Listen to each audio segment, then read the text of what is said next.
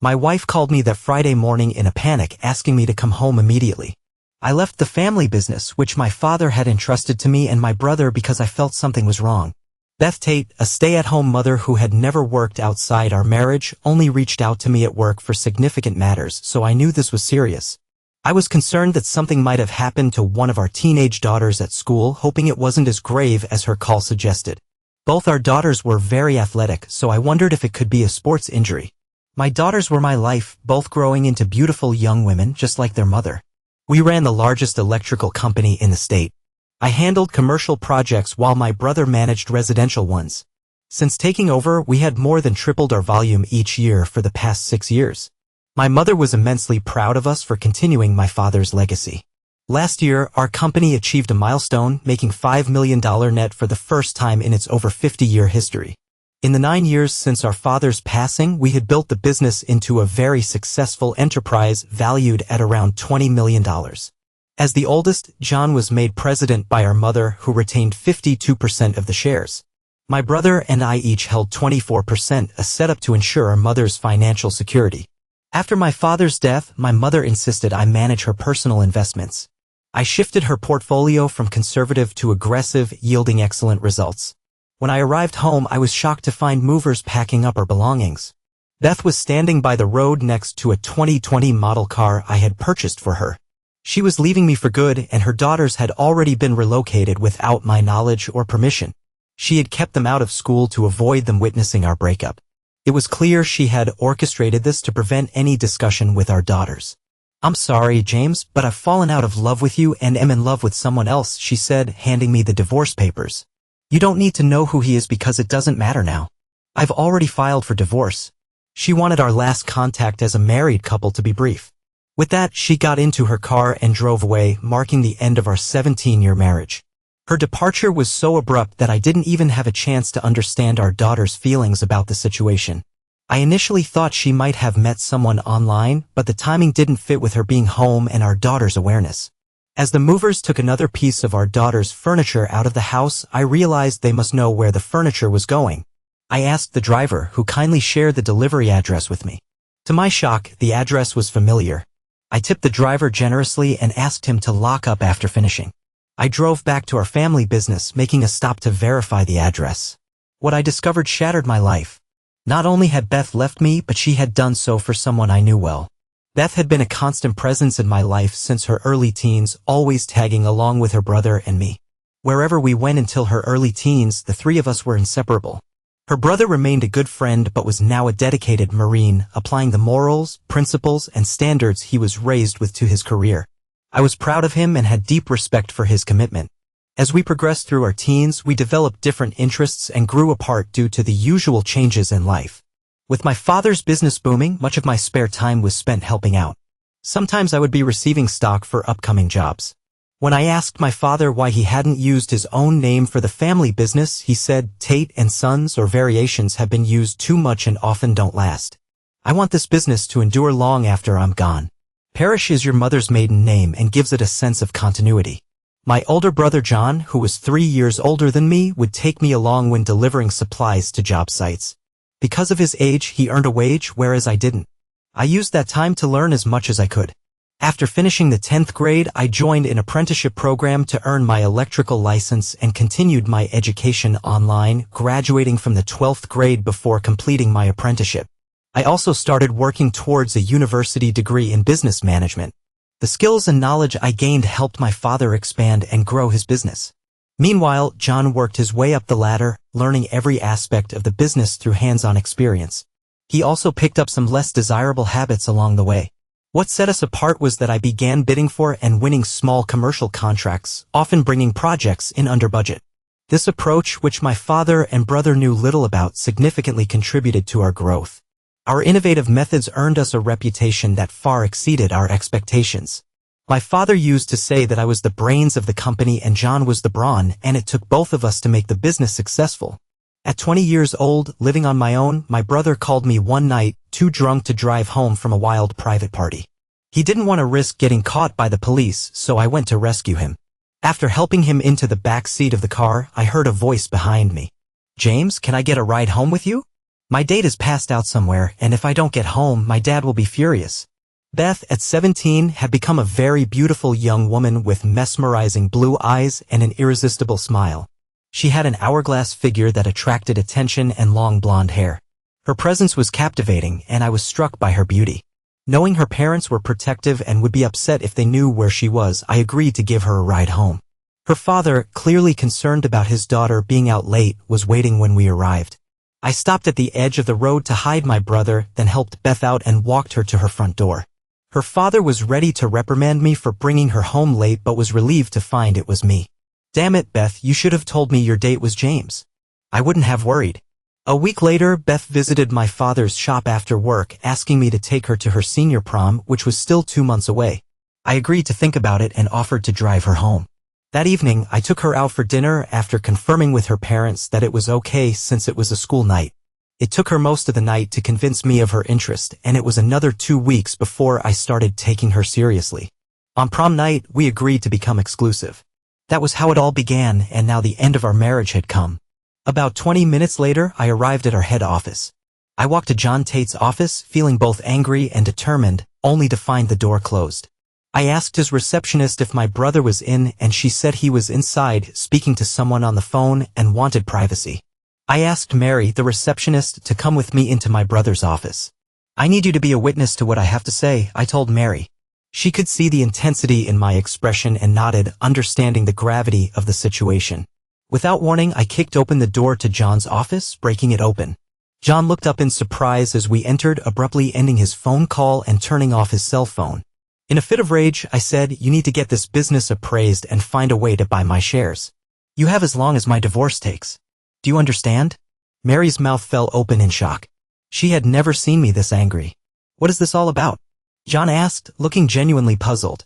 "The movers gave me the address where they're delivering Beth's belongings. I saw my daughters leaving their new residence just as Beth pulled in," I explained.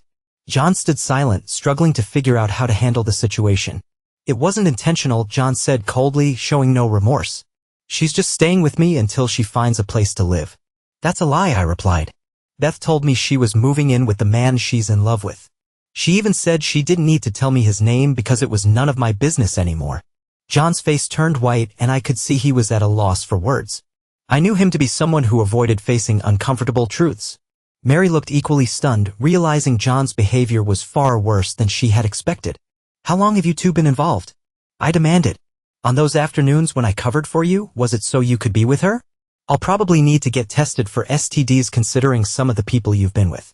John's face went pale and he quietly said, "I don't think this is the right time or place for us to discuss this." "There's never a right time for something like this, John," I said firmly. "You should go to the bank and start discussing how to buy out my shares or put the business up for sale. We're done as business partners and as brothers. There's got to be another option." John protested, "We can't afford to lose you.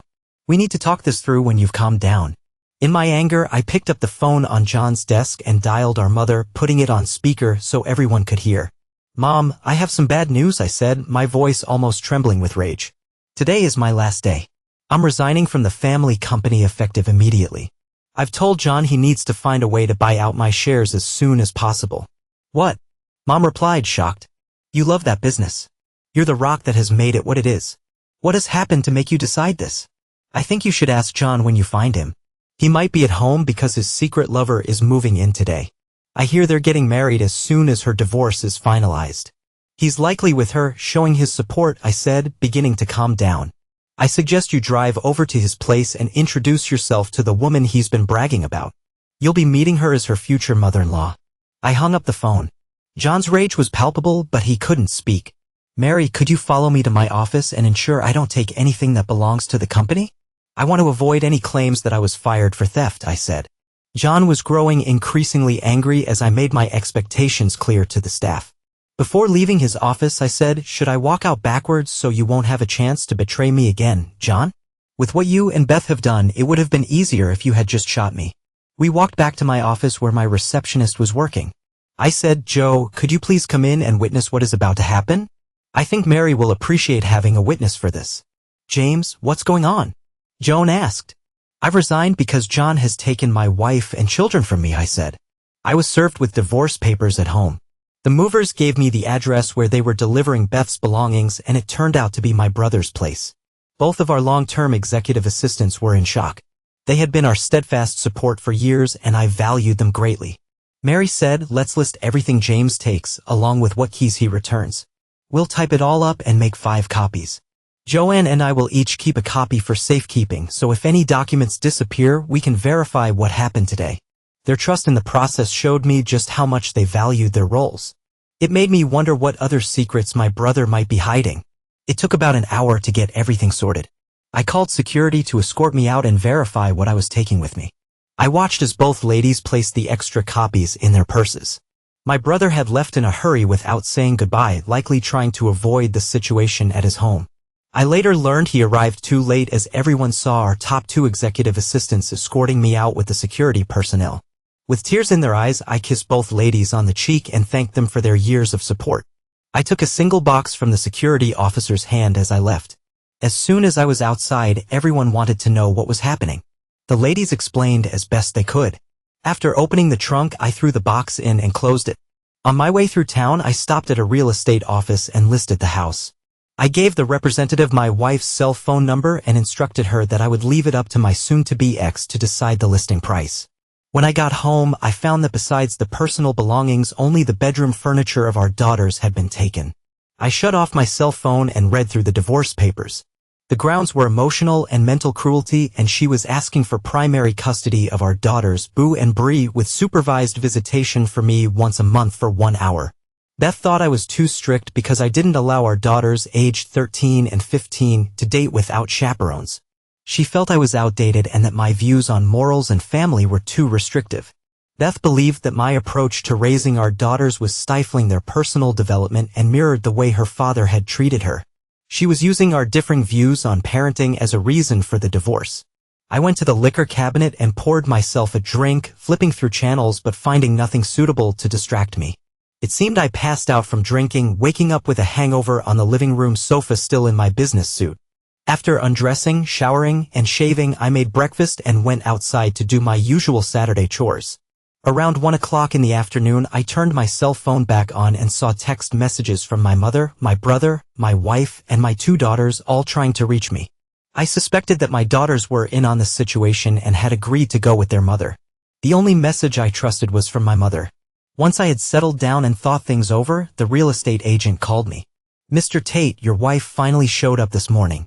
She was quite upset to find that you're letting everything in the house go." I showed her comparable properties in the area, and she agreed to add $20,000 to the asking price because of the value of the furniture. "Thank you for informing me," I said. "I'd like it sold as soon as possible because the house holds too many memories." "Just so you know," she broke down when she saw what was happening. "She was shocked by your decision." I asked her what she expected. "Miss Waterston," she said. "She left you for your brother, and now you're selling the house. She expected you to take it as a given. She even mentioned demanding to be bought out of the family company." I responded, "What choice did she leave me? Was I supposed to be content knowing that I'm just a victim of my brother's actions for the rest of my life?" Miss Waterston noted, "It seems like Beth was not prepared for the extent of your reaction." Her face showed how taken aback she was. I told her, "You might be able to fool many people, but I know what's really going on." Miss Waterston mentioned she has an excellent divorce lawyer for you. She'll send you the contact details. I thanked her for her help and ended the call. As I refreshed my coffee, I saw my older sister's car pull into the driveway. I finished making my coffee and went to the front door to let her in. "Mom must have called you after visiting John's place," I said. "It's a long drive from their place. It must be important." Connie looked at me and said, "I can't believe what they've done." Mom was devastated when she found Beth and your daughters setting up house at John's place. "What are they thinking?" "I'm in shock too," I said, my eyes tearing up. I had no clue how long this had been going on. From what Mom told me, it's been about 2 years. How could I have been so blind? I added, "Before we talk more, you should read the divorce paperwork to understand why she's requesting the divorce." I just made a fresh pot of coffee. "I'll get you some and then we can discuss it." Connie read through the paperwork, which detailed minor arguments exaggerated to an extreme. "Beth wants you out of your daughters' lives," Connie noted. "Most of what she claims is exaggerated, as we both know. Mom doesn't want you leaving the family business. So, Mom wants me to accept my brother's betrayal and remain in the company as if nothing happened. Is that it?" I'm thankful to the real estate agent for highlighting this. Connie was visibly shocked. I can't believe what they've done. The stigma they're putting on you is appalling, the breakup of your marriage and their attempt to take away your kids. That's why I'm leaving the company, I said. No matter what deal is made, I'll always feel that my brother is mocking me for turning my family against me. He's taking what was mine because he lacked the courage to build his own family life. Your husband deals in business, Connie suggested. Perhaps he can help find someone to buy the company. Our brother has left you no choice but to cut him out of your life. Connie called her husband and explained the situation. After hanging up, she said he'll have a team come in to appraise the company's market value on Monday morning. I'll also need to convince Mom that this is the best solution for everyone. I went to my home office, pulled out the last 5 years of financial records and set them in front of her. These are the corporation's financial statements and tax returns for the last 5 years. Your husband will need them. What about Boo and Bree? Connie asked. That will depend on what Judge Donald McDonald decides, I replied. I would have chosen Dale Britton, but he's currently tied up with a significant case and is not taking on new cases. Her lawyer is portraying a very unfavorable picture. Connie and I spoke for a few more minutes before she left to have a serious conversation with our mother. That night, I couldn't sleep well. I was used to having my wife beside me. I decided that after meeting with the lawyer, I would leave town for a few days. I needed to separate myself from the situation to view it more rationally. Connie called me after she and Mom had a long chat with the pastor following Sunday service. The pastor said that the one who has been hurt the most may never fully recover. What they did was despicable but unfortunately quite common in today's society where love and decency have lost their moral value. Love has become just a 4-letter word unless demonstrated through consistent actions.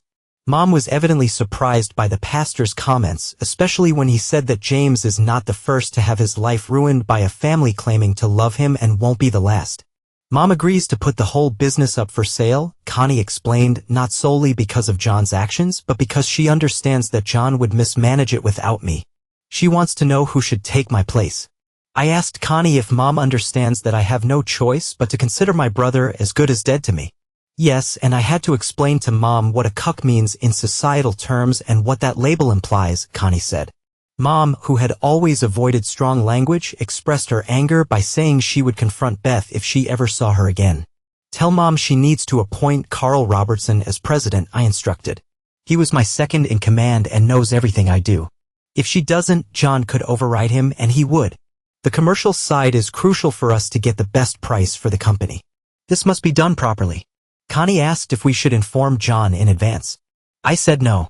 If Mom feels she can't handle it, she will need to appoint you as CEO for a 1-year term or until the company is sold.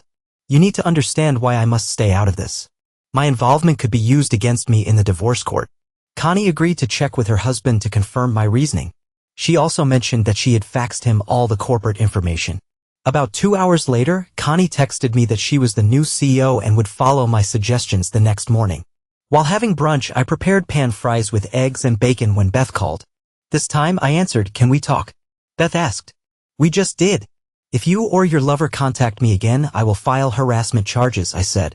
Any remaining issues will be resolved in court. Beth tried to discuss our children, Bree and Boo, and suggested working things out now that I was calmer. "We will sort this out on my terms, not yours," I replied coldly. "I will be going to court for paternity tests to confirm whether they are my children or my brothers.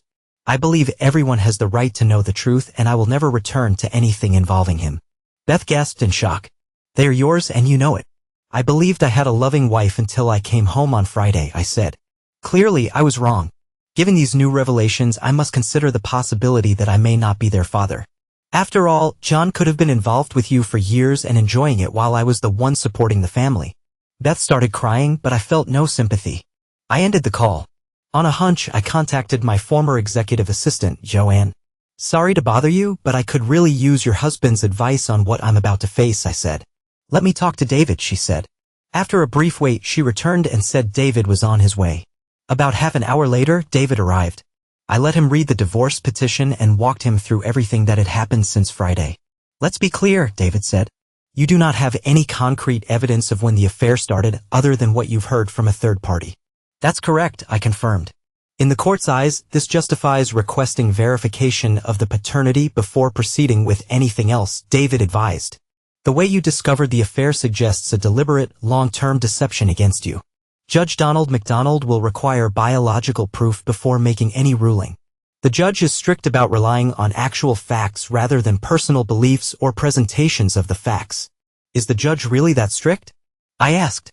Yes, it took me 6 months to finalize my divorce and none of us were entirely happy with how it turned out, David explained.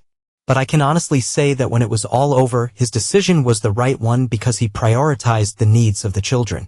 I offered David a drink and as we chatted about his relationship with Joe, we heard a truck pulling into the driveway. I stood up and looked out the living room window to see my brother John arriving. I can't believe he has the nerve to show up here after everything he's done to me, I said.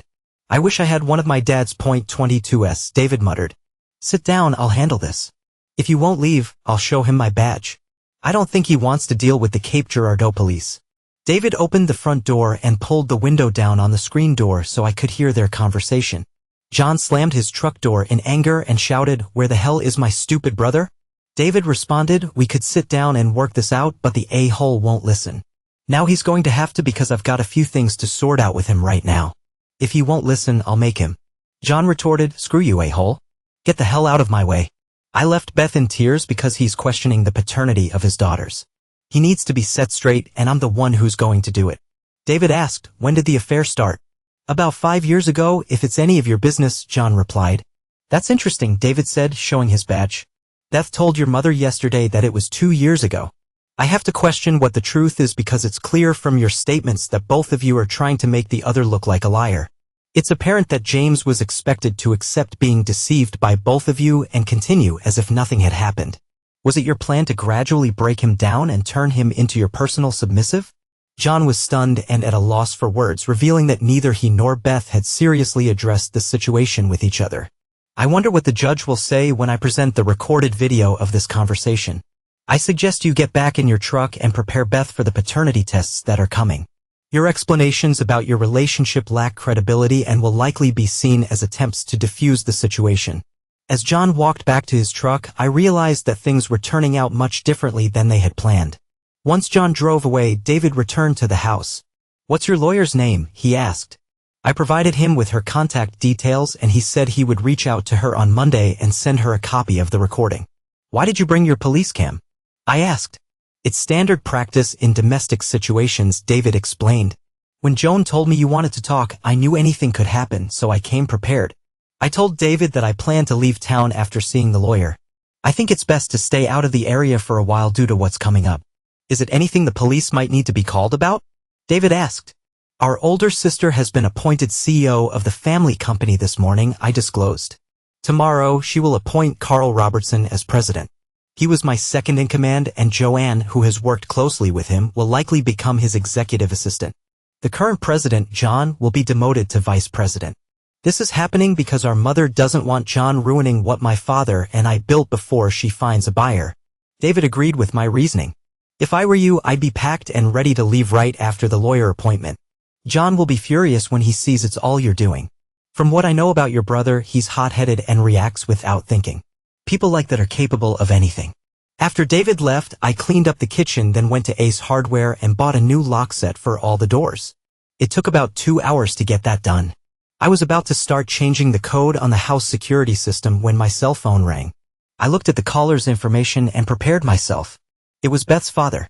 "What's going on, James?" he asked. "My granddaughters have been calling me from a number I don't recognize because Beth has confiscated their cell phones and your phone is never on." "Did you ask Beth why?" "I've tried, but all she says is it's a personal matter and that she'll explain everything later," he said. "Katie and I have had enough. We want some answers now." "Beth moved out on Friday," I explained. "She called me home from work just as the movers were finishing and served me divorce papers. She said she had fallen in love with another man and his name didn't matter." "Are you serious, James?" my father-in-law asked quietly. "I'm afraid so," I said. "The movers gave me her new address because your daughter couldn't be honest with me. The man she moved in with is my older brother. From what the family has been told, their relationship has been going on from 2 to 5 years, depending on who you ask. My gut tells me it's been going on much longer. Beth doesn't want me to have any contact with Boo and Bree. In her divorce petition, she's requesting that I only be allowed 1 hour a month of supervised visits with them." "Why would she want that?" he asked. "You've been one of the best fathers I've ever seen."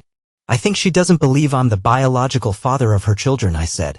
So my lawyer will be asking for DNA tests to confirm the truth. Just so you know, I am no longer associated with the family business. It sounds like she already has an idea who their real father might be. Beth's father said if she's right, we can assume she has been lying to us all her life. What should I tell my granddaughters when they call again, since we haven't been getting any truth from their mother for a long time? Tell them the truth, I said. As soon as we said our goodbyes, I got back to work resetting all of the codes. I decided to go out for a bite to eat, so I went to Golden Corral. It was just after 11 a.m. when I left the lawyer's office. She agreed it was a mess. David had sent her the video file, which she thought was crucial because it would cause the judge to question the plaintiff's credibility. My lawyer believed that their own mistakes had put me in a strong position moving forward. I had just left the bank after canceling all debit and credit cards in my wife's name and removing her from all bank accounts. My next stop was the real estate office to give her the access code and new key to the house. With that done, I hit the road south. About an hour into the drive, Joan called. Just making sure you're on the road, Joan said. Connie just walked in and is being directed to Carl Robertson's office. I left about an hour ago after dropping off the keys to the house with the listing broker, I said. Heading south with no particular place to go. I'll call you afterward to let you know when it all goes down. Joan said, text me a warning so I have time to pull over. Will do, I said before hanging up. I drove on until I found the next rest stop. Finally away from everything, I let it all out. Thankfully, being midday, no one else pulled in. I'm not sure how long I had been there before I got out to stretch my legs and walk around. I had just returned to my car when a police cruiser pulled in. The officer got out and approached. I was sitting on the other side of the highway watching for speeders when you pulled in, the officer said. After 2 hours, I was a bit concerned, so I thought I'd come over and check if everything was all right. To be honest, I've been through 4 long days of emotional turmoil, I said. I decided it was best not to drive further. Starting a divorce can do that, he said with a smile. Yep, how did you know? I asked. The road south with no clear destination seems to be a common thought during tough times, he said with a smile. He opened his trunk and pulled out 2 cold bottles of Coke, offering me one. We were still chatting when the text message came in. Do you need privacy? He asked as we stood there. No, but you might enjoy hearing the call that's coming. I'm about to find out what happened with my wife's lover's employment situation, I said. I answered the text and put the call on speaker. How did it go? I asked Joanne. Carl Robertson accepted the president position temporarily after he learned it was you who suggested him, Jones said. Connie and Carl went into John's office and informed him of his removal. John didn't take it well and refused the vice president's position. Carl then said with a smile, I guess then you've decided to quit. Let me call security to escort you out. John kept swearing and cursing about you, feeling this was all you're doing. So my brother has lost his job and joined the unemployed, just like me, I said. Oh, for John, that's got to hurt his pride a lot. Off the record, James, from what I've heard, I think that was Connie and your mother's plan all along, Jones said. Gotta go, expect a phone call from Connie shortly. Along, Jones said. Gotta go, expect a phone call from Connie shortly. The police officer saw a big smile come across my face as I started to explain. My wife of 17 years left me for my brother. I resigned as vice president from the family corporation that same day and demanded they buy out my shares. They never saw this coming. I had just finished explaining the whole mess when Connie called, so I put the call on speaker. Hey, when can you get back here? Connie asked. Why? From what I've heard, you've got everything under control, I said.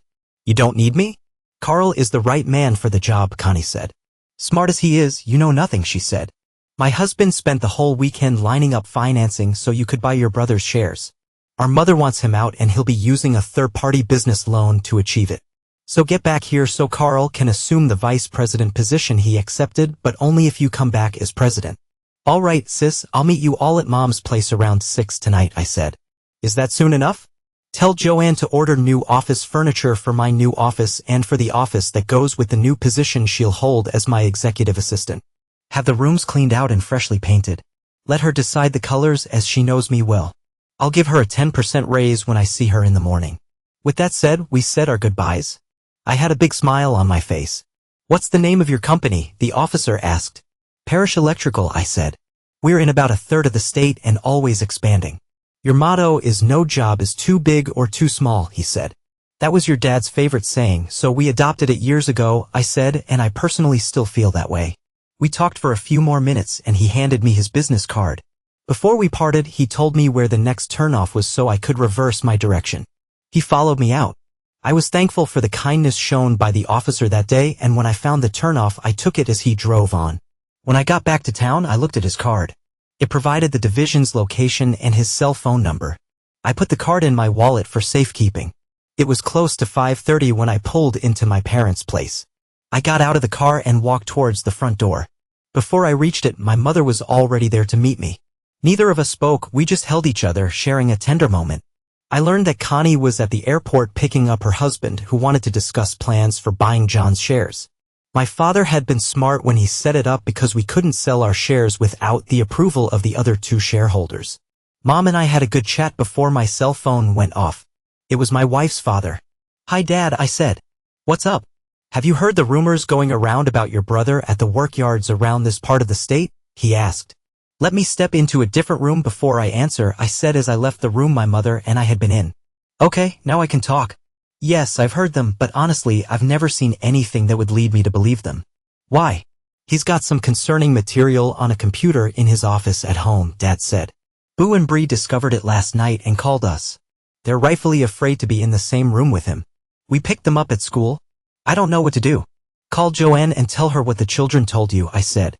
"Say you're providing sanctuary for the kids until it can be verified that they're not in danger. Don't reveal your name and don't use your own phone. Go buy a disposable one for $20. Keep them hidden for a few days." "Why call Joanne?" he asked. "She works for me and her husband is a cop," I said. "Her husband will be the first one she calls, then it will be me." "Thanks, Dad. I owe you big time for stepping up for my daughters. Text me her number to their grandmother's phone and I'll take care of it." "I'll let you talk to your daughters," he said. I was still talking to them half an hour later when my mother came in and said the police were there and wanted to talk to me. I told my girls I had to go, hung up, and texted the number to my mother-in-law's cell phone before going into the other room. I cleaned out all my text messages. "David, it's good to see you," I said. "What can I do for you?" "I came here to see if your mother knew where you were. Your daughters are missing and your phone was busy every time I called," he said. "Beth has filed an official complaint accusing you of kidnapping your own daughters," David said. I looked over at my mother, whose face showed great concern. "Well, David, I'm happy to clear it up. What time did my daughters disappear?" I asked. "Right after closing bell at 2:30 this afternoon," David revealed. I reached into my wallet and handed David the state trooper's card, saying, "Give him a call right now. I think it would be best if you learn for yourself how I know him." I watched as David made the call. My mother came over beside me and I wrapped my arm around her lovingly. She knew I wasn't concerned. She heard David's side of the conversation and saw the huge smile come over his face as he ended the call. "I should have known," David said. "You have the perfect alibi. At the time of their disappearance, you were sharing a cold Coke and talking about your problems an hour away with one of our fellow officers." Just then, David received 5 text message notifications in a row. He glanced at his phone and said, "Excuse me for a moment. I have to call someone. I'll be right back." David stepped outside and returned a few minutes later, asking to speak with me privately. We went into the room I had just come out of and I closed the door to ensure privacy. "What do you know about the rumors about your older brother?" he asked. "Most of the men he worked with say my brother prefers them younger than they should be," I said. "Growing up, from the time I started dating, I kept my girlfriends as far from him as possible. Even though I never saw anything, I had my suspicions, so I played it safe. It seems your daughters discovered something they shouldn't have on your brother's home computer, which scared them," David said. "They told someone at school and they've been granted sanctuary until we can investigate it fully." I sat down and placed my head in my hands. When I first reconnected with Beth when she was 17, she was running with a wild crowd. I had gone to pick up my brother that night because he was drunk. She asked me for a ride home. I wonder now if John had been her date that night. That would explain a lot of things, wouldn't it? David said. "I wish there was some way to prove it." David walked over to where I sat and whispered, "Tell whoever is protecting your daughters that we won't be charging them. But I will need a few days to resolve this. Your mistake was giving them my wife's number. My wife learned they had called you an hour ago and asked you what to do. It's Beth's parents." I had no clue.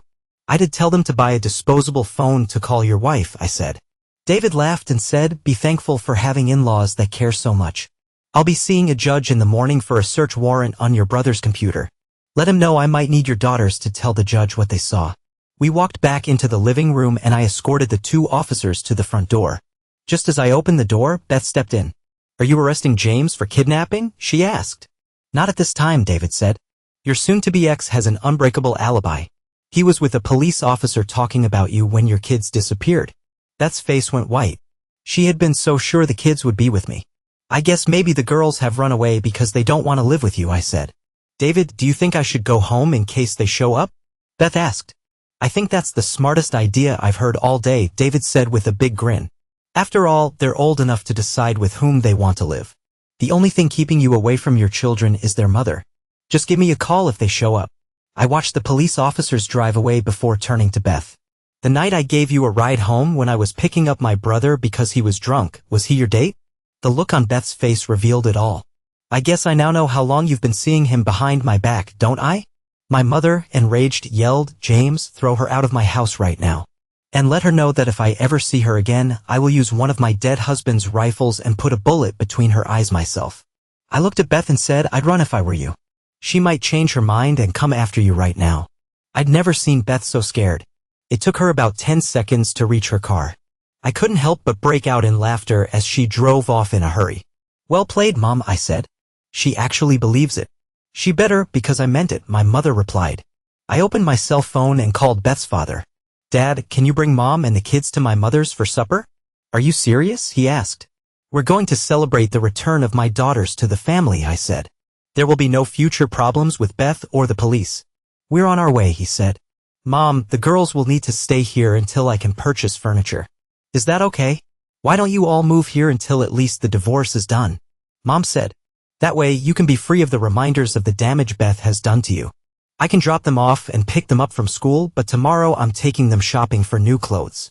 Sounds like a deal to me, I said as I leaned in and gave her a hug. Make sure you get them new cell phones.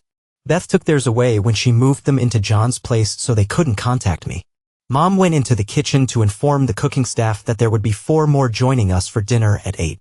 I went outside to retrieve my suitcases from the car and brought in the suits I had hanging. Mom directed me to the bedroom that would be mine, so I took my belongings up to that room. Beth was deeply troubled, worried sick about her daughters, and convinced that James was responsible for their disappearance. Her true relationship with John had now come to light. John had been her first partner before James, and they had reconnected. John had respected their space after their initial reunion, but it wasn't until after the birth of her second daughter that he decided he needed to address what he had always considered to be his. Does this work for your narrative? She had resisted his attempts for a relationship for a long time. On a Wednesday afternoon, while the girls were at school, he showed up at their house just after lunch. With James out of town on a business trip, she let him in. He took her in his arms and kissed her. Soon, she found herself caught up in the moment. It was a powerful experience for her. He turned her around and their connection deepened. This afternoon reinforced the idea that once you've experienced something profound, it can be hard to find true happiness until you've found it again. John said loudly to the empty wall, "Let it be known that I am claiming this goddess as my woman, my wife." His response showed her willing agreement. She had allowed him to express his feelings for her that afternoon. The connection between them was intense and profound. Each moment was a powerful reaffirmation of their bond. After she had gotten her daughters in bed and made sure they were asleep, she walked into the master bedroom to find John waiting. They spent the night together, their connection deepening as they rested in each other's embrace. The next day, after seeing the girls off to school, they continued to explore their relationship with renewed energy. John had come back and spent time with her, reinforcing their bond. By the end of that week, they had made a commitment to each other and decided to publicly acknowledge their relationship by moving in together. They had hoped James would eventually accept their relationship, but he reacted very differently, causing significant upheaval. John had come home to inform her that he had been pushed out of his company by the new CEO, his own sister. He was planning to consult a lawyer about his options. It was through their real estate broker that they realized the extent of the damage caused to James, both personally and professionally.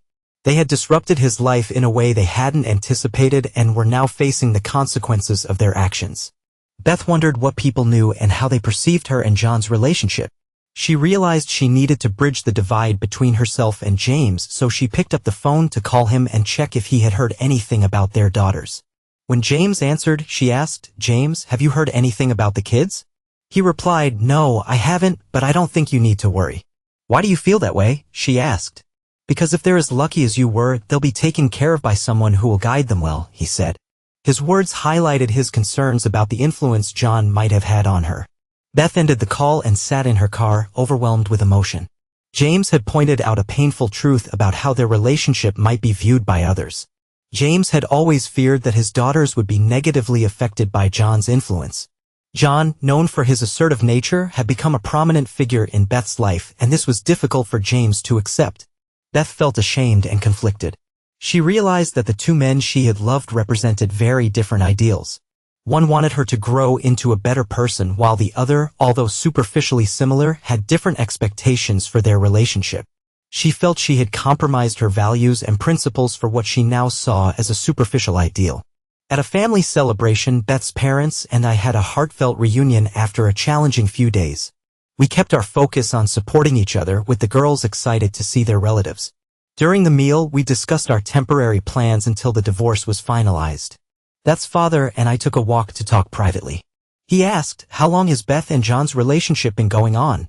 I replied, "From what I've learned, it's been on and off since the first time I brought her home from a wild party." John had been her date that night. Beth's father's eyes welled up as he asked, "Then why did Beth start pursuing you?" I explained, "I think John began to desire what I had and started pursuing Beth. He has always been more aggressive. My father-in-law told me John felt he had to live up to my standards, and that frustration drove him." Beth's dad remarked, "It's a shame John had to pull Beth into his troubles. The police will be seizing his computer this week. If it is what we suspect, Beth might end up with supervised visitation of her daughters. It seems she'll face the consequences of her actions," Beth's dad said, reflecting on the situation. I was late to the office on Tuesday morning because I was enjoying time with my daughters and my mother, who was thrilled with the chance to spend time with her granddaughters. When I arrived at the office, employees were lined up to congratulate me. Carl Robertson, along with Mary and Joanne, shook my hand. I assured Carl that once the president's office renovations were complete, we'd address his requests for the vice president's office. The daily newspaper announced my appointment as president and Carl's promotion to vice president following John Tate's departure from the company. As a result, both Carl and I were inundated with new business opportunities. It appeared that John's departure had a positive impact on the firm's reputation. Later, I went to pick up the rest of my clothes from my former home. I had called my mom and knew they were still out shopping. As I was loading the trunk, my brother unexpectedly attacked me from behind. During our previous fight, he had beaten me badly. I grabbed a tire iron and swung it defensively toward his leg, causing him to release me. A neighbor must have seen the commotion and called the police, who arrived to separate us. By then, neither of us was in great shape, but at least I was still standing. The officers noted John's inebriation and aggression and arrested him. I collapsed and later woke up in the hospital, where I learned I had cracked ribs and severe bruising. The doctors thought that with some rest, my ribs would realign on their own. I had a lot of internal bleeding and my body was covered in bruises, as was my face. My mother said I looked like a character from a movie. John was going to be charged with aggravated assault.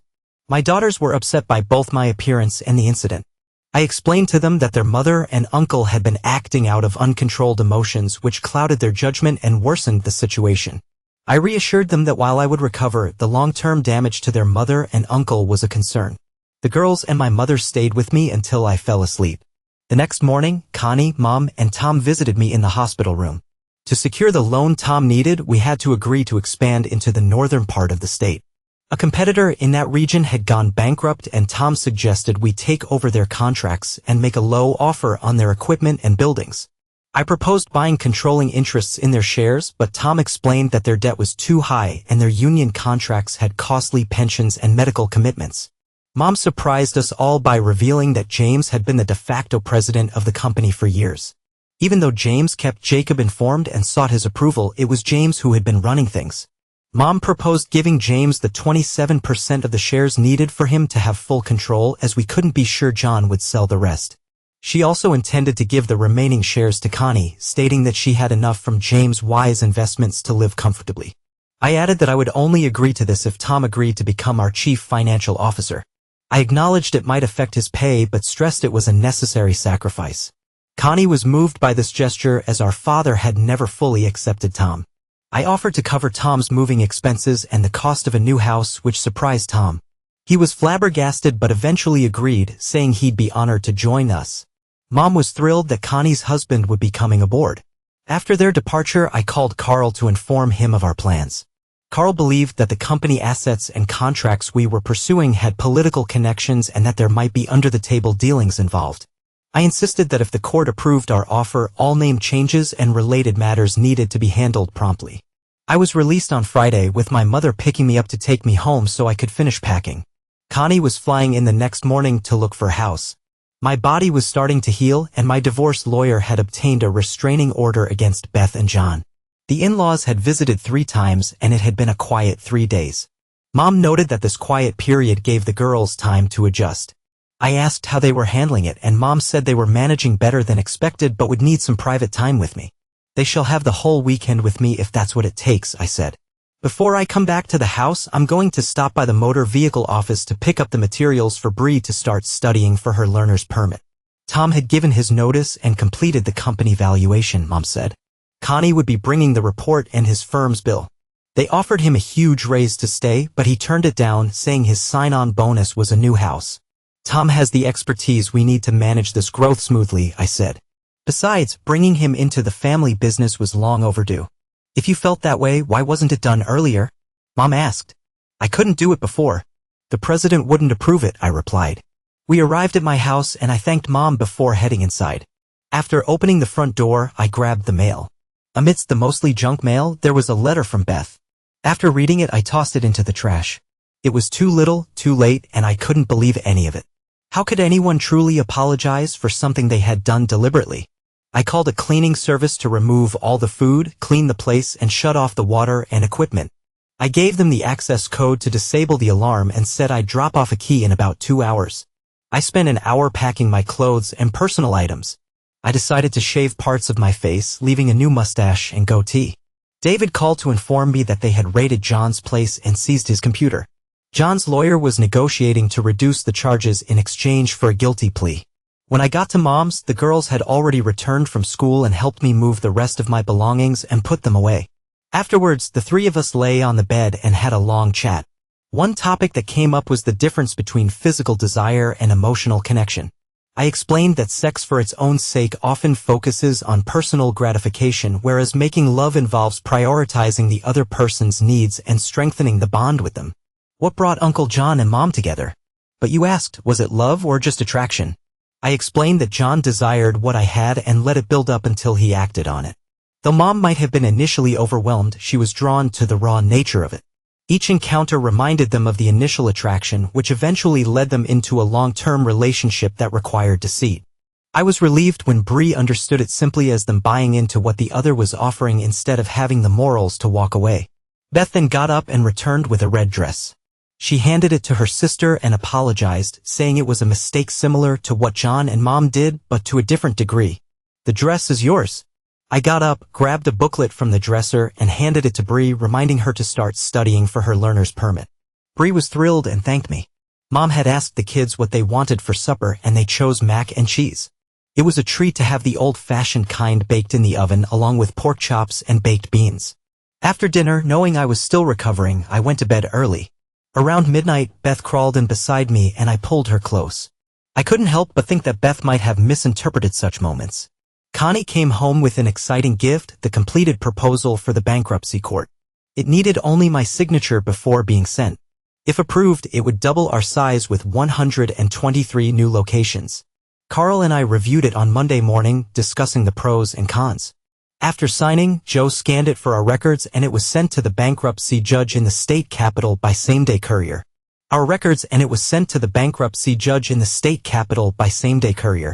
I said, Joe, when I informed Pearl that you're now on a salary of $70,000 a year, effective the current pay period. I told them your position is now considered junior management. It was a real pleasure to see Joan's eyes tear up in pure joy. About 3 o'clock in the afternoon, Joan came into my office and closed the door. James, we need to talk privately for a few, she said. David wanted to let you know what's going on, so he's using me as the messenger. I stopped what I was doing, got up, and walked around to the front of the desk. After moving one of the chairs, I sat down right across from her. You have my undivided attention, I said. Joan explained that David found troubling images on her brother's computer. All the girls in the images are local and of a certain age. David is trying to find out more about their stories. He believes it might be a list of individuals he had taken advantage of over the years, as Beth's picture was among them. David wants to see if John had a similar pattern of behavior with them all. I'm not surprised, I said. A few of the workers when I was growing up mentioned that John had pictures of some of his acquaintances. Beth at 17 would mean that John would have been 23, which could legally be considered a serious issue. It does point out a pattern of behavior that David feels can be used strategically in your divorce. Joan disclosed that this would mean you would need to directly address his motives by suggesting that the only reason he wanted Beth to move in was to gain easy access to your daughters. With what we are learning about John since his removal from the company, I said, I will have no problem doing that. The challenge is how to approach it. David will need to prepare an official internal report. Joan explained that it will be up to the district attorney to decide what to do with the information. David will bring a copy of it on a disk, which I will get to you. Sounds good to me, and I owe David one. When I called David to inform him about what you had done, he was overwhelmed by your generosity. We both know that was a significant raise. Mary has been rewarded as well, though not as much as you. As Carl's assistant, she is now in junior management too. Connie's husband is coming aboard as our first chief financial officer. I want Mary and you to find the most qualified assistant from our current staff whom you believe would fit in well with you both. Once you have selected her, the three of us will meet with her to explain her new responsibilities. If she agrees to join the management team, we will use the empty offices where Jay's former furniture is stored for them. You're really changing things for the better, she said. We might be doubling our size and going statewide very shortly. There will be days when the upper management will be tied up or out of the office. As our executive assistants, you three will, once you are fully set up and trained, be making decisions on our behalf. So we need to ensure that Mary and I can trust the person we choose. She said, like you trust us? Any problems regarding Mary or the new hire will be part of your new responsibilities. You will handle these issues. If you can't resolve them, remember you can always ask me for advice, I said. Joan left the office with the proudest look I had ever seen. When I left for the day, Mary and Joan were in a deep discussion. As Carl and I walked out together, Carl told me the new structure going forward was brilliant. Mary and I are starting to put plans together in case our offer is accepted, Carl said. Human Resources will compile a list of who should be considered for relocation and promotion for the new openings being created. Good thing I added a 30-day notice before acceptance to give us a chance to prepare, I added. Connie's husband Tom is coming aboard as our CFO.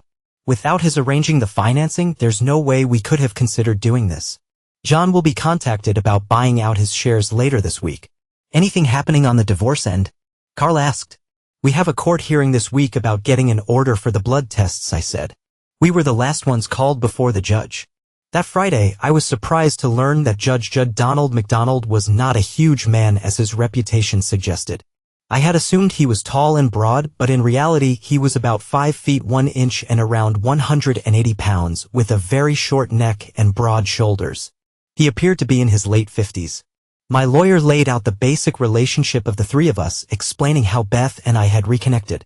She went through how I had discovered who she had fallen in love with and confronted my brother. She then produced an affidavit from my mother disclosing that Beth had told her it had been going on for 2 years. She played a recording from David. Judge McDonald took a real interest in it. Finally, I was called up to explain what I had learned the day Beth accused me of kidnapping my own children. I could see the judge's face becoming very concerned when I explained Beth's response during our confrontation. His expression changed noticeably, making him appear much older. Beth's lawyer attempted to counter our presentation but was unsuccessful. Finally, the judge spoke. It's apparent that there's enough circumstantial evidence to suggest that Beth and John Tate had a relationship that lasted longer than the marriage between Beth and James Tate. This indicates that there's a significant likelihood that either one could be the father. To determine the true parentage of the children, given that human memory can change over time, a DNA comparison between both potential fathers and the children is necessary. What weighs most in this ruling is the video of John Tate's statements to the police and his responses. The judge continued, once all issues are resolved, the divorce will be granted to James Tate on the grounds of adultery. Beth was visibly devastated and John looked at me with pure rage. The judge's implication was clear that they had been manipulating me for years. I had a sense of satisfaction on my face as we prepared to leave. We noticed Beth's parents and her older brother standing by, ready to leave the courtroom. I saw the pain and sorrow in their eyes. They had been there for the entire hearing. I guess her parents had hoped we were wrong. Beth approached them, but they turned their backs and walked out. The message was understood. Due to their beliefs, Beth would be shunned from their community. I walked over to Beth with my lawyer beside me. Beth, you must be very proud. Not many can say they have caused such disruption to two families in less than a month, I said. I'm sure you'll be pleased to know that both Bree and Boo are doing well. My lawyer and I continued on our way out as Beth began to cry. Outside, Beth's family was waiting. Mom, Dad, do you want the girls for the weekend?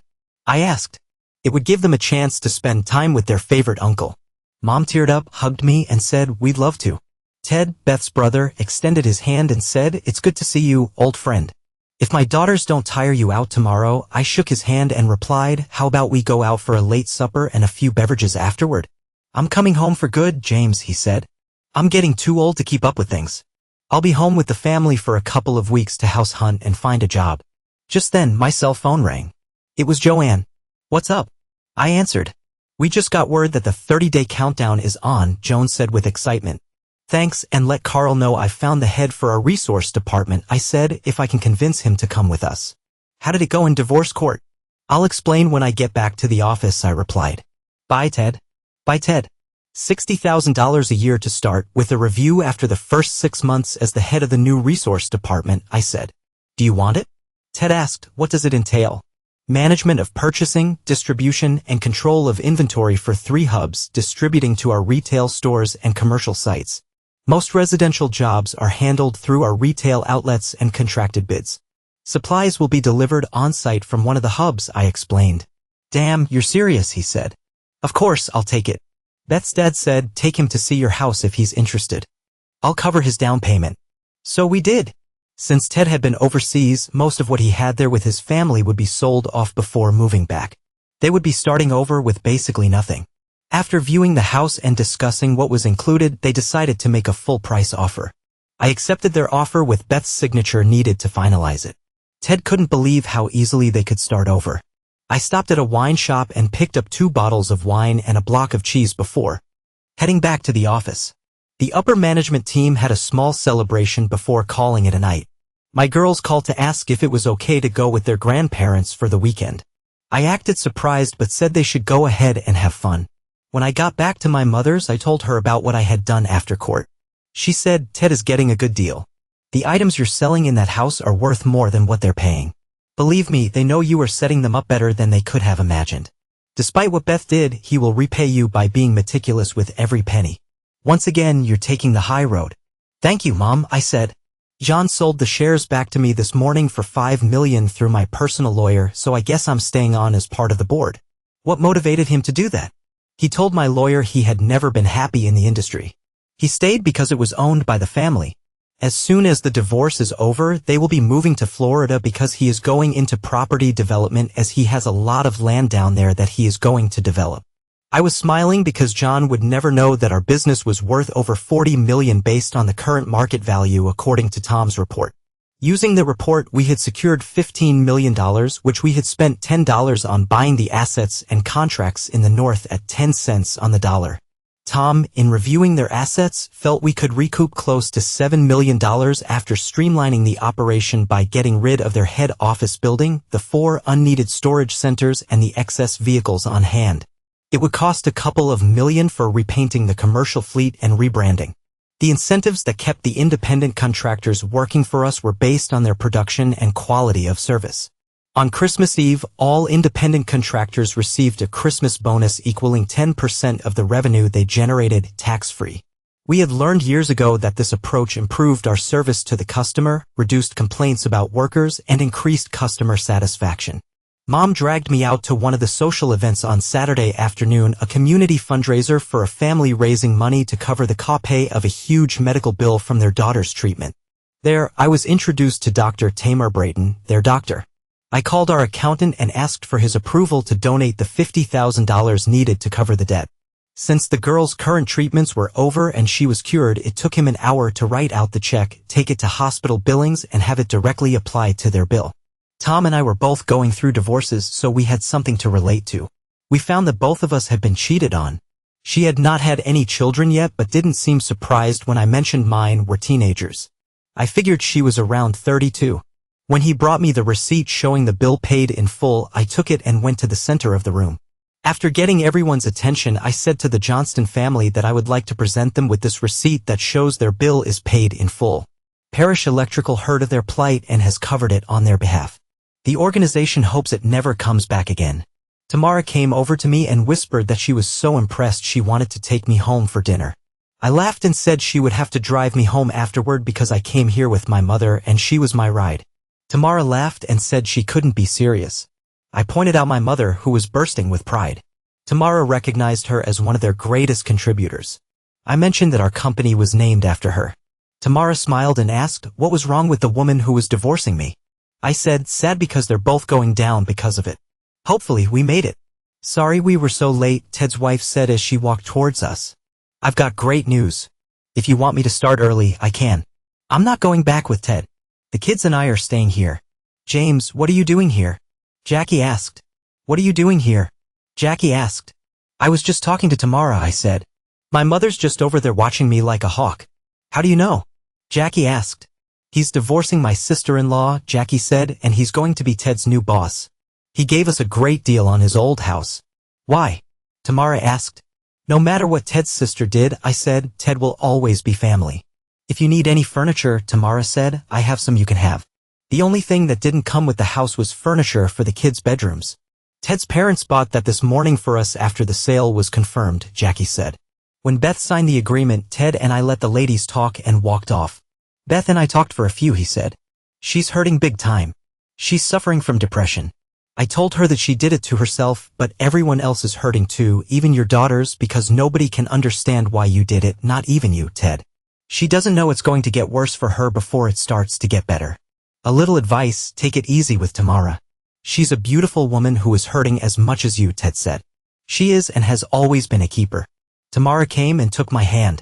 Let's go. I promised you dinner and we're going to have to go shopping to pick up a few things. Mom watched us head out. Tamara handed me the keys and asked me to drive her over to Food City, a small independent grocery store known for having the best selection of meat in the area. She offered to let me wait, but I said no, so we went in together. What's on the menu? I asked. Steak cooked on a grill, a tossed salad, and if you have room, dessert, Tamara said. If that's okay, I replied, sounds good. We'd best pick up a couple of bottles of red wine to go with it. It was after midnight before I got back home. Tamara and I had a wonderful evening together. We agreed to get together the following Saturday. For some reason, I had the best night's sleep since Beth walked out of our marriage. Mom dragged me to church on Sunday. Connie had finally found and put in an offer on the house she wanted. I told her to submit a copy of the purchase agreement to accounting if it was agreed to so they could issue the check. The girls met their mother at the mall for lunch. They told me afterward that it did not go well. First, they had revealed that I had met someone and hoped the lady would help me start healing. My mother had called them and informed them about my first aid. They then told her what they had found on John's computer. It was the first time Beth had heard about it. Beth was devastated because she knew she had lost the chance for sole custody of our daughters. The girls believed their mother was going through depression. Meanwhile, the district attorney had just finished laying multiple charges of statutory assault against my brother. He apparently told the parents of John's previous victims that John had just moved a woman into his house who had 2 minor daughters that suited his taste. Most of them agreed to lay charges to protect those innocent girls. They arrested him the next day at his home in front of Beth. The moment they took him into custody, Beth realized that she would never be allowed custody of her children. What her divorce lawyer had written up in the original divorce petition was coming true, not for James, but for her, because she had allowed herself to be taken down by someone who was the complete opposite of James. It had been just over 2 months since Tamara and I had met. John was out on bail. Beth and my divorce lawyers had worked out all monetary details. She would get $4 million, and that was it. She would not get any of my shares. The DNA test had confirmed that Boo and Bree were my biological daughters, and even Beth seemed relieved. We had agreed that I would get sole custody, but Beth would be allowed liberal visitation and access as long as it was not in John's presence. Beth had fought us on it during mediation, but I pointed out that the only reason John wanted her to move in was so that he could have liberal access to my daughters. Hearing that broke Beth because she had to face the fact that what I threatened to claim might be true. The amount of money I was giving her, if invested properly, would allow Beth some quality of life if John did indeed have to do time. I provided her with the names of 2 investment advisors she should work with. When the divorce was finalized, Connie and Tom had moved back with their brood of 5, much to my mother's delight. She was getting to know Connie's children intimately, and for her, that was truly a blessing. Mom said her life had been filled with more love than what she had lost. I could see the truth in that comment. My mother, my sister, and I decided that Connie would remain CEO, much to Tom's delight. John's reputation had been totally destroyed. Even those he had called lifelong friends had turned against him. His legal bills were mounting. My daughters believed that as soon as their mother's and my divorce was final, their mother would dump him. The cost of having a real relationship with him had ended up being too great for her, and she was concerned about her mother's depressed state. The takeover was moving ahead quite well. The contracts that had fallen behind because of the bankruptcy had been caught up to date and were now ahead of schedule. Most would end up coming in way under the agreed price. We had decided to rebate them all 10% after the final payment had been received. We had cut the projected cost of labor and related costs by 50% since taking them over. I had flown out to see some of the changes being made in some of the new buildings and land we had become owners of. The excess had been put up for sale at their appraised value. Human Resources, working with the former employees, had arranged so that more than half of them had become contractors working out of our new retail locations. We had given them loans to buy the trucks and equipment they needed from us at wholesale prices. Part of the package set up with them included the accounting program from QuickBooks. Ted, with his skillful negotiations and due to the increase in volume, had cut the cost per item by 20%. He had started reorganizing our whole approach, which would significantly reduce our handling costs when fully completed. He was proving that I had made the right choice. Jackie and he were thrilled with their new home, making decoration changes to make it their own. The upper management team was excited because, by the time it was completed, the allowances we had for costs and losses had been reduced by 2/3. We had learned that those at the Capitol had wanted the bankruptcy handled as quickly and quietly as possible, which supported our thoughts that there had been major paybacks for some of those contracts. We had been the first and only offer, and we figured those in power wanted to ensure certain things remained hidden. Tom had hired his old firm to provide a new appraisal value due to our significant growth. Mom and I were preparing for a big barbecue at her place this Saturday. I was a bundle of nerves because most would be meeting Tamara for the first time. The whole management team and their families would be there, along with all of Beth's and my family. I slipped away to pick up Tamara because I wanted her to meet my daughters before the rest of the crowd arrived. Even though it was a casual affair, Tamara had decided to wear a dress that complemented her figure. She looked stunning with her red hair let down, wearing white with hand-stitched embroidery of monarch butterflies going down the side. Tamara was 5 feet 8 inches and weighed less than 120 pounds, but she was full of energy. We shared a few affectionate kisses before heading out. We entered the backyard of my mother's house together holding hands. Boo and Bree came right over. Tamara must have sensed my nervousness because she said, "Relax." After introductions, Boo said to her, "If you're my dad's girlfriend, he sure picked a good one." I could see the change in Tamara right away. I leaned in and whispered, "You were as nervous as I was." Tamara acknowledged that she was. The party turned out to be a great success. Between my two mothers, my sister, and my daughters, they soon had Tamara fitting in as if she had been part of the group all along. Tamara ended up learning more about me than I was ready for her to know. When Ted and I were getting a cold beverage, he said, "It looks like the two of you are starting to fall in love. Mom and Dad are going to babysit for us, so how about we go to a restaurant and go dancing?" "Sounds good to me," I said. David and I had a brief moment, and he told me that he thought John was going down for at least 7 years because of the number of parents standing up against him. Joan thought that Tamara was the best thing that had come into my life for a long time, but was worried that I might mess it up. David said, "Why do women always think it's the man's fault?" Mom had opened up the pool, so Tamara and I were sitting in lounge chairs, watching those who decided to swim. I didn't like how much skin my daughter's bathing suits were showing.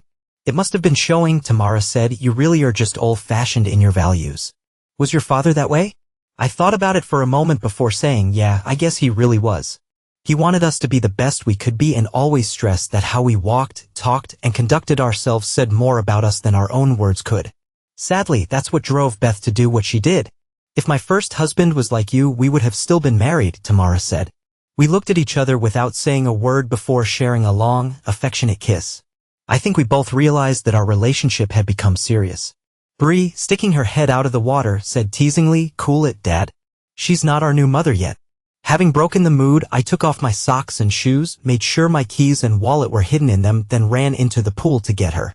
Tamara watched as I played with my daughters for about an hour before getting out to change. When I returned, the three of them were having a good chat. Both girls then took multiple pictures with their phones which they mistakenly sent to their mother, letting her know it was serious. The food the staff had prepared was exceptional. Tamara found it interesting that I went into the kitchen to thank them for how well they had done. It was noticed by all that we were never apart. We met Ted and Jackie at the Irish restaurant and bar. Tamara was the client of the owner's wife. We danced until closing and I really enjoyed myself. I walked Tamara to her front door and was invited in. Tamara and I stopped at the house so I could change and then went out shopping before Mom and the girls got back from church. We were all expected at Mom's for Sunday night family dinner. Everyone was wondering where I was. In frustration, my daughter texted me asking where I was and when I would arrive. About 2 minutes later, Tamara and I walked in the door. "You said it's about time, dinner's almost ready. You've got some explaining to do, Dad, because you didn't come home last night." I couldn't help but break out in a big grin that got my sister and my mother's attention. I asked the staff to bring in 2 bottles of champagne and glasses for everybody. Tamara had her hands behind her back and my mother caught on, a big smile spreading across her face. When we had all been served, I said, "Tamara and I got engaged this afternoon." That's when it became a lively scene at Mom's place. Tamara proudly showed everyone her diamond ring. Bree had recorded my announcement and sent a copy to her mom. That night, my mother took an overdose of sleeping pills and went to bed. She couldn't cope with me moving on with my life. She never woke up. We later learned that John and Beth were blaming each other for the problems they were experiencing.